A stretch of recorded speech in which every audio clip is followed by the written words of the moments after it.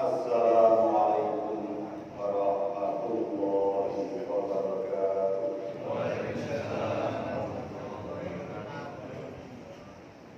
Allahu Akbar, Allahu Akbar, Allahu Akbar, Allahu Akbar, Allahu Akbar, Allahu Akbar, Allahu Akbar, Allahu Akbar, Allahu Akbar, Allahu Akbar katsira, walhamdulillahi katsira, Allahu Akbar kabira, walhamdulillahi katsira, wa subhanallahi bukratan wa asila. La ilaha illallah wahdahu, shadaqa wahdahu, wa nasara abdahu, wa azwajan jawadan al-ahzaba wahdahu. La ilaha illallah wallahu akbar, Allahu akbar, walillahil hamd. Innal hamdalillah nahmaduhu wa nasta'inuhu wa nastaghfiruh wa na'udzu billahi min shururi anfusina wa min sayyiati a'malina. May yahdihillahu fala mudilla lahu wa may yudlil fala hadiya lahu. Asyhadu an la ilaha illallah wahdahu la syarika lahu wa asyhadu anna Muhammadan abduhu wa rasuluh la nabiyya ba'dahu. Allahumma shalli ala sayyidina Muhammad wa ala alihi wa sahbihi wa man tabi'ahum bi ihsanin ila yaumiddin. Amma ba'd.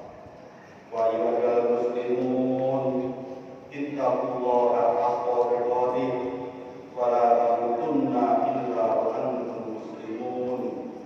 Faqad qala Allah ta'ala fi kitabil karim, a'udzu billahi minasy syaithanir rajim. Wa tazawwadu fa inna khairaz taqwa wattaqun ya ulil albab. Jamaah salat Idul Adha rahimakumullah. Pada hari yang agung ini, khotib mengingatkan kepada jamaah salat Idul Adha untuk selalu meningkatkan keimanan dan ketakwaan kepada Allah Subhanahu wa taala, yakni dengan menjalankan segala perintahnya dan menjauhi segala larangan-larangannya. Berpeganlah, karena sesungguhnya sebaik-baik bekal adalah takwa. Bertakwalah kepadaku, wahai orang-orang yang berakal sehat, sebagaimana difirmankan dalam Al-Qur'an Karim surat Al-Baqarah ayat 197. Allahu Akbar, Allahu Akbar, Allahu Akbar, walillahil hamd. Jamaah salat Idul Adha rahimahumullah. Pada hari ini seluruh umat muslim di seluruh dunia merayakan hari raya Kurban atau biasa kita sebut dengan Idul Adha yang kita peringati tiap tahun, dan ini tak bisa terlepas dari kisah Nabi Ibrahim alaihissalam. Khotibnya ingatkan bahwa kita sudah sering mendengarkan kisah tentang Nabi Ibrahim tersebut, tetapi tidak ada salahnya jika dalam forum ini direfleksi bagian kisah-kisah tersebut. Sebagai orang yang terpilih, sama seperti nabi-nabi kita yang lain, banyak ujian Allah yang harus dilalui oleh Nabi Ibrahim alaihissalam. Salah satunya adalah sampai usianya yang sudah lanjut tetap belum dikaruniai putra, sementara Nabi Ibrahim sangat mendapatkan, sangat merindukan kehadiran seorang putra. Untuk itu Nabi Ibrahim selalu meminta, saya berdoa yang maha pada Allah dengan mengatakan, Rabbi habli minas sholihin ya Rabb, Rabbi habli minas sholihin ya Rabbu, anugerahi aku seorang anak yang masuk orang-orang yang soleh. Kata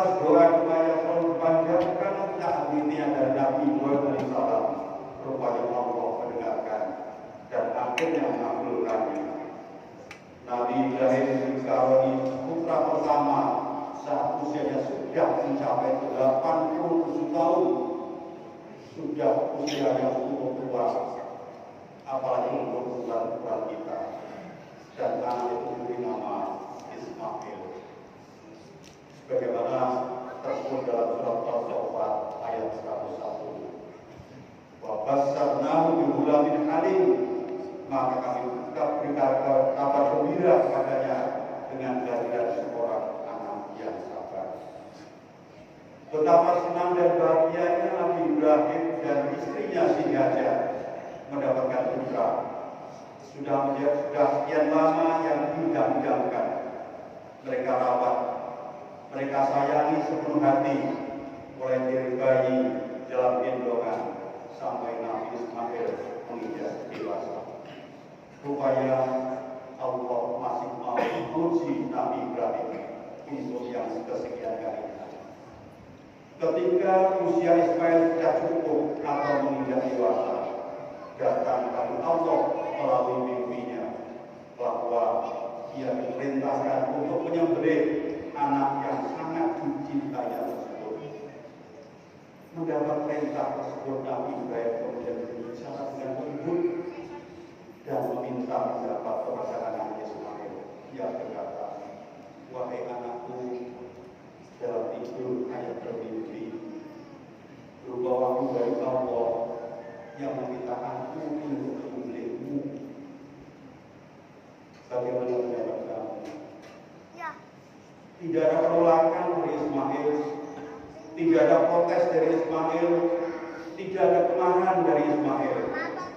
Sebagai anak yang sudah dididik sejak dini akan ketakwaannya, maka dengan tenang Nabi Ismail jawab, "Qala ya if'al ma'lumalu." Dia menjawab, wahai anakku, ayahku, lakukanlah apa yang diperintahkan Allah kepadamu.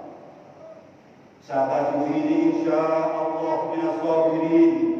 Insyaallah engkau akan mendapatiku termasuk orang-orang yang sabar. Ini bisa menggambarkan kepada kita semua betapa tingginya tingkat ketaatan dan ketakwaan Nabi Ibrahim, dan kita tahu semuanya betapa pula tingkat ketaatan dan ketakwaan Nabi Ismail kepada Allah Subhanahu wa Ta'ala. Ketika prosesi penyembelihan itu betul-betul akan dilaksanakan, dan tatkala dia telah sama-sama berserah diri kepada Allah, dan Ibrahim telah menelungkupkan anaknya, mendadak Allah memanggil, hai Ibrahim, cukup. Waktu sudah tadi ya punya, aku percaya engkau telah bisa membuktikan bahwa perintahku telah dilaksanakan dengan baik. Inna kadzalika najzil muhsinin. Demikianlah kami beri balasan kepada orang-orang yang berbuat baik. Maka Allah mengganti sembelihan itu dengan seekor domba yang besar. Allah berfirman dalam ayat berikutnya, Inna hadza lahul balagul mubin wa fadaina bidzikrin azim.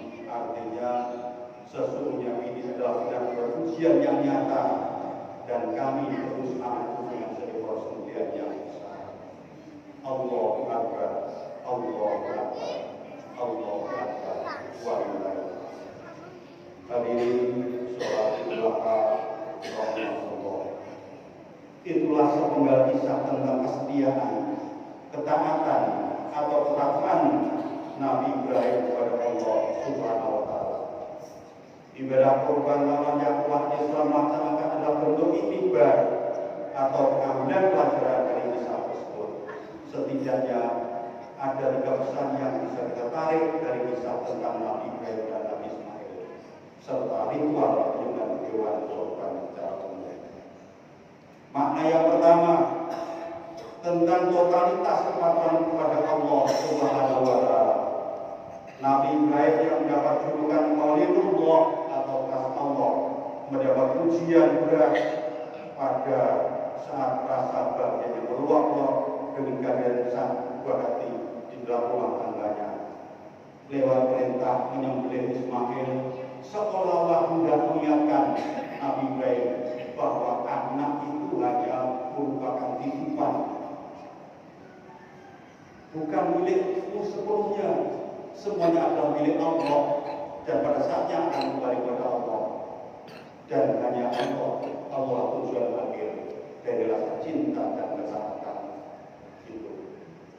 Hadirin sholatul rahimahullah, kita sebagai manusia biasa tidak bisa membayangkan bagaimana bisa anak satu-satunya yang sudah puluhan tahun didambakan tiba-tiba diperintahkan untuk menyembelih, apalagi itu adalah anak satu-satunya. Sedangkan kita sebagai manusia biasa, meskipun anaknya lebih dari satu, meskipun anaknya banyak, tidak mungkin sanggup untuk menyembelih anak salah satunya. Nah, gue poros dari usia ini yang membuktikan bahwa dirinya sanggup mengalahkan egonya untuk tujuan mempertahankan nilai-nilai ilahi. Dengan penuh ketulusan, Nabi Ibrahim menapaki jalan mendekatkan diri kepada Allah sebagaimana makna korban atau takarrub, yakni mendekatkan diri. Sementara Nabi Ismail meski usianya masih belia, mampu membuktikan diri sebagai anak yang berbakti dan patuh kepada perintah Tuhannya. Yang menarik, ayatnya menyampaikan perintah tersebut dengan mohon pendapat terlebih dahulu, dengan tutur kata yang halus tanpa unsur paksaan, atas dasar kesalehan dan kesabaran yang ia miliki, ia pun memenuhi panggilan Tuhan. Hadirin sholatul rahimahullah, berkaca dari keteguhan Nabi Ibrahim dan Nabi Ismail yang melakukan perintah Allah, memperhatikan akan keikhlasan Nabi Ibrahim dan Nabi Ismail dalam melaksanakan ibadahnya, yang jadi pertanyaan sekarang, apakah makna keteguhan dan keikhlasan itu bisa kita terapkan dalam ibadah kita saat ini? Sementara dalam firman Allah dalam surat Al-Hajj ayat 37 yang intinya menyebutkan bahwa daging-daging unta, sapi atau domba dan darahnya yang kita korban itu sekali-kali tidak dapat mencapai keridhaan Allah. Layanallahu luhumha wala dima'uha. Layanallahu luhumha wala dima'uha. Kalau daging-daging korban itu tidak bisa mencapai kepada Allah, terus apa yang bisa sampai kepada Allah? Walaupun taqwa minkum, tetapi ketakwaan dan kemampuan dari kamulah yang akan dapat mencapai. Jamaah sholat Idul Adha rahimahullah. Akhir-akhir ini banyak fenomena muncul seiring dengan perkembangan media sosial. Kadang kita jumpai seseorang berfoto di samping hewan korbannya, kemudian di-share di media sosial dengan dibumbui kata-kata sapi korban keluarga si fulan. Ketika ditanyakan pada yang bersangkutan alasannya, dia menjawab untuk memotivasi orang lain agar ikut korban juga. Sepintas seakan-akan sahabat itu ada benarnya. Tetapi yang lebih tahu hanya dirinya sendiri. Apakah tidak terselip unsur riya di dalamnya? Apakah tidak ada terselip dalam pikirannya membandingkan dengan keluarga yang lain yang lebih kaya namun tidak berkorban? Saudaraku, berhati-hatilah. Sapi korban kita yang gemuk-gemuk dan berharga puluhan juta rupiah, atau domba korban kita yang mulus putih bersih yang harganya jutaan rupiah, akan sia-sia manakala dalam hati kita terbesit pikiran di luar konteks murni keikhlasan dan ketakwaan kepada Allah Subhanahu wa Ta'ala. Dalam ibadah-ibadah yang lain juga sering dijumpai hal serupa, men-share foto-foto kegiatan penyerahan bantuan kepada kaum duafa supaya viral, supaya diketahui banyak orang ketika foto sedang melaksanakan sholat tahajud misalnya tengah malam disebarkan lewat media Facebook, TikTok, Instagram, dan media sosial lainnya. Apa yang diungkapkan kadang-kadang terasa mudah, Tetapi ingatlah saudaraku, jangan sampai kita terjebak pada kegiatan yang sudah biasa dan lagi tren tanpa menyadari bahwa itu berpotensi menghilangkan atau minimal mengurangi rasa keikhlasan kita dan yang didasari atas ketaatan kepada Allah Subhanahu wa Ta'ala. Allahu Akbar, Allahu Akbar, Allahu Akbar, walillahil hamd. Jamaah sholat Idul Adha. Pelajaran yang kedua yang bisa kita petik adalah tentang kemuliaan manusia. Dalam kisah ini, di satu sisi kita diingatkan untuk jangan menganggap mahal sesuatu bila untuk mempertahankan nilai-nilai keluarga. Namun di sisi lain, kita juga diimbau untuk tidak meremehkan nyawa dan darah manusia. Penggantian Nabi Ismail dengan domba yang besar adalah pesan nyata bahwa pengorbanan dalam tubuh manusia sebagaimana yang dalam tradisi sejumlah kelompok pada zaman dulu, pada zaman Buya, mengorbankan anaknya kepada Tuhannya dalam tanda petik dan sebagainya. Sebenarnya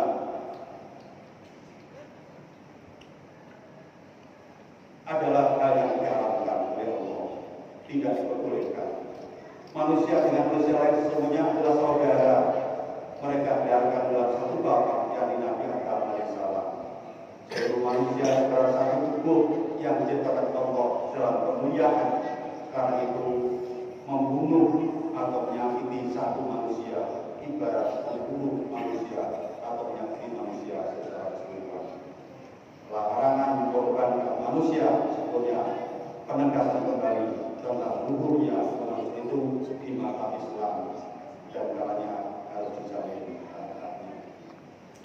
Pelajaran yang ketiga yang bisa kita petik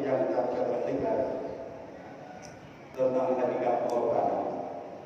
Sedekah daging hewan korban hanyalah simbol dari makna korban yang sebenarnya sangat luas, meliputi pengorbanan dalam wujud harta benda, tenaga, pikiran, waktu, dan lain sebagainya.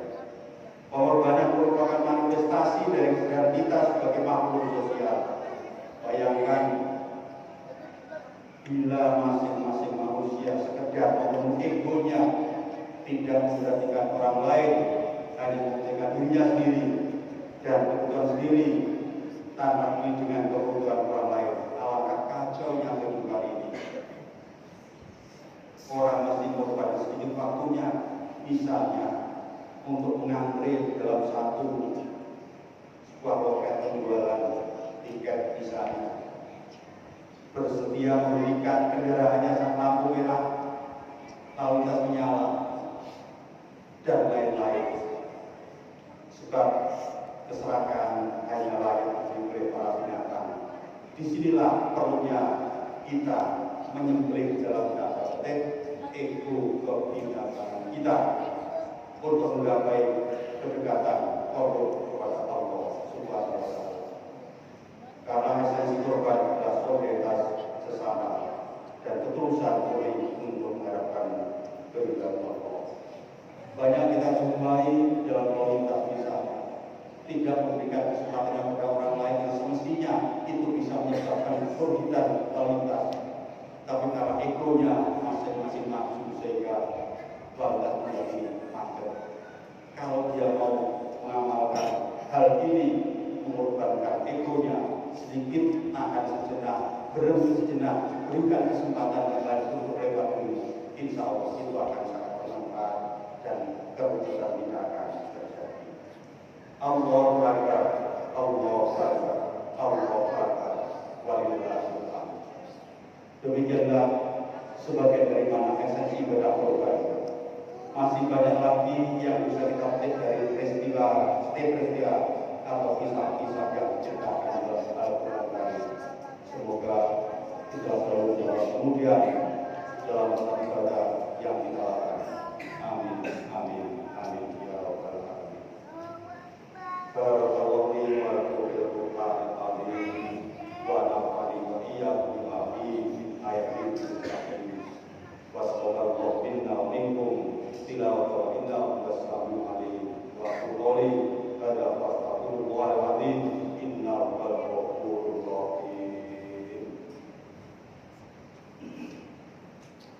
اللهم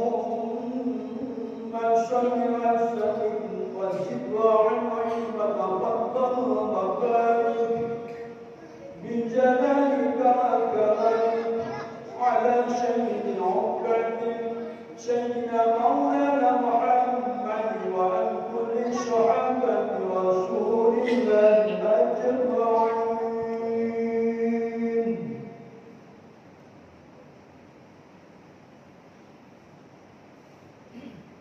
Allahu Akbar, Allahu Akbar, Allahu Akbar, Allahu Akbar, Allahu Akbar, Allahu Akbar, Allahu Akbar. Alhamdulillah, walhamdulillah, summa alhamdulillah. Asyhadu an la ilaha illallah wahdahu la syarika lah. Wa asyhadu anna sayyidana Muhammadan abduhu wa rasuluh alladzi la nabiyya ba'dah. Allahumma shalli wa sallim ala nabiyyina Muhammad wa ala alihi wa ashabihi wa man tabi'ahum bi ihsanin ila yaumil qiyamah. Amma ba'd. Wa ya ayyuhan usikum wa nafsi bi taqwallah faqad fazal muttaqun. Wa qala Allah ta'ala inna Allaha wa malaikatahu yusholluna 'alan nabi ya ayyuhalladzina amanu shallu 'alaihi wa sallimu taslima. Allahumma shalli 'ala sayyidina Muhammad wa 'ala ali sayyidina Muhammad. Allahumma ighfir lil mu'minin wal mu'minat wal muslimin wal muslimat ahya'i minhum wal amwat. Allahumma taqabbal 'anal bala wal wabah wal quruna wal zalazila wal mi'an wa su'al fitani wal mi'an ma dhahara minha wa ma batan am baladina Indonesia wa qawsa wa kafirul jadil muslimina amma ya rabbal alamin. Allahumma arina haqqa haqqa warzuqna ittiba'ah wa arina batila wa batila warzuqna ijtinabah. Rabbana atina fid dunya hasanah wa fil akhirati hasanah wa qina adzabannar. Walhamdulillahi rabbil alamin. Ibadallah, inna Allaha ya'muru bil 'adli wal ihsan wa ita'i dzil qurba wa yanha 'anil munkari wal baghi ya'idukum la'allakum tadhakkarun. Wadhkurullaha al-'azim yadhkurkum wadhkuruhu 'ala ni'amihi yazidukum